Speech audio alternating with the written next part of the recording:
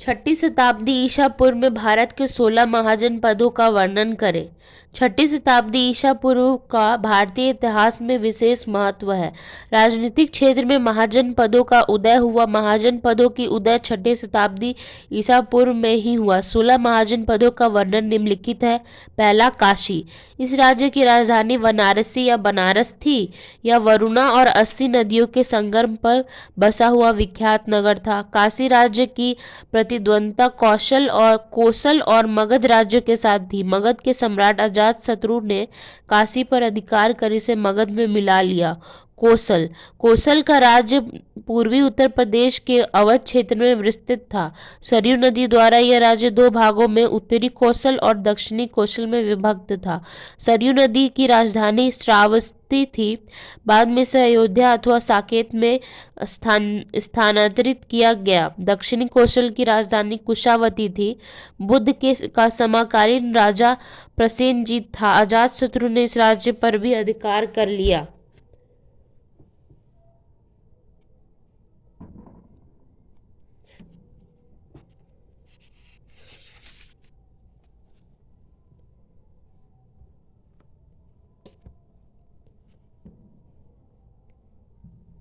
अंग यह राज्य बिहार के मुंगेर व भागलपुर जिलों तक फैला हुआ था। इसकी राजधानी चंपा एक विख्यात व्यापारिक केंद्र था। यहाँ का राजा ब्रह्मदत्त था। उसे परास्त कर मगध राज बिंबिसार ने मगध में मिला लिया। मगध 16 महाजनपदों में सबसे अधिक शक्तिशाली राज्य यही था। इसके अंतर्गत पुराना पटना, गया, शाहाबाद जिलों के क्षेत्र सम्मिलित थे। इसकी राजधानी पहले राजगृह थी, बाद में पाटलिपुत्र पटना राजधानी बनी। मगध ने अन्य राज्यों पर भी अपनी राजनीतिक प्रभुता स्थापित कर ली। वज्जी और संघ यह उत्तर बिहार में स्थित गणराज्यों का एक संघ था। इन गणराज्यों में सर्वाधिक प्रभावशाली वैशाली के लिच्छवी थे। अजातशत्रु ने इस पर भी अधिकार कर लिया। मल्ल यह भी एक गणराज्य था। यह राज्य भी दो भागों में विभक्त था। एक की राजधानी कुशीनारा अथवा कसिया और जिला देवरिया उत्तर प्रदेश एवं दूसरे की पावा जिला गोरखपुर उत्तर प्रदेश थी। यह राज्य भी मगध साम्राज्यवाद का शिकार बना। चेदी यह राज्य यमुना नदी के किनारे बुंदेलखंड क्षेत्र में बसा हुआ था। इसकी राजधानी सोतित्वती थी। चेदियों के विख्यात राजा शिशुपाल था। वत्स राज्य भी यमुना नदी के किनारे फैला हुआ था। इसकी राजधानी कोसम या कौसम्बी थी, उत्तर प्रदेश में इलाहाबाद के निकट। बौद्ध का समकालीन राज्य उज्जैन था और अवंती के साथ इस राज्य का प्रतिस्पर्धा थी। कुरु यह राज्य दिल्ली मेरठ क्षेत्र में फैला हुआ था। इसकी राजधानी इंद्रप्रस्थ दिल्ली थी। महाभारत में कुरुओं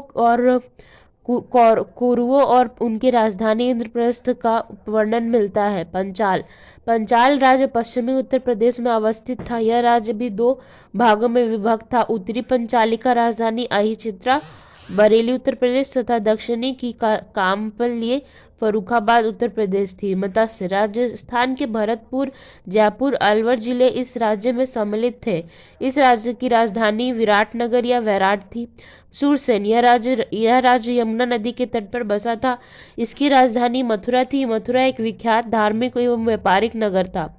यह यादवों का राज्य था। यहाँ बुद्ध का समकालीन राजा अवंती पुत्र था। अस्मक यह राज्य दक्षिणी भारत में गोदावरी नदी के किनारे स्थित थी। इसकी राजधानी पोतन थी। इस राज्य का संघर्ष अवंती के साथ होता था। अवंती मध्य भारत का यह सबसे अधिक शक्तिशाली राज्य था। उत्तरी अवंती की राजधानी उज्जैनी और दक्षिणी की महिष्मती थी। यहाँ के विख्यात राजा चंड प्रदोत था।